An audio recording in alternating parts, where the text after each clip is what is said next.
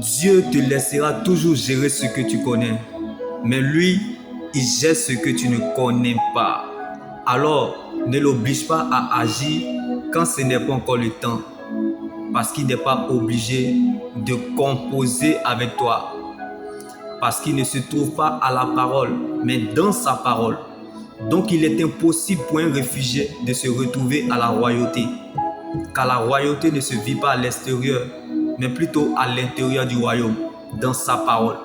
Donc tant que tu peux faire des efforts, te défendre ou te débrouiller, Dieu n'interviendra pas. Car le règne de Dieu descend toujours dans la vie de celui qui fait porter à Dieu sa couronne. Donc si tu fais de la parole de Dieu ton roi comme David, tu deviendras sa reine comme Esther. Tu peux commencer l'année limitée. Comme le livre d'Esther n'a pas commencé par Esther, mais elle a achevé la course avec Dieu. Fini l'année avec un résultat spectaculaire. Tant que tu gardes la couronne de Dieu, le règne de Dieu ne viendra pas. Alors ne mets pas foi de ce que l'on a déterminé pour ta vie.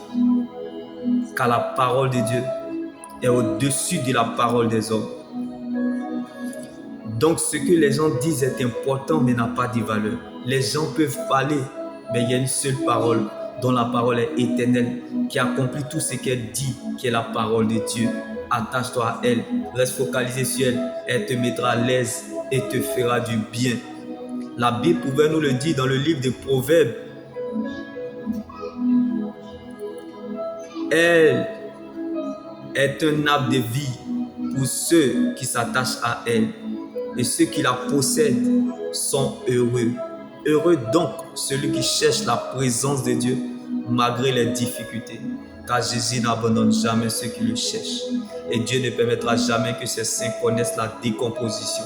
Car les solides fondations posées par Dieu subsistent et demeurent éternellement. Donc tant que tu n'apprends pas à laisser Dieu faire, Dieu te laissera toujours faire jusqu'à ce que tu comprennes que ce que Dieu commence dans le brisement, il achève toujours dans la gloire. Donc, accepte le brisement et laisse Dieu accomplir son œuvre dans ta vie.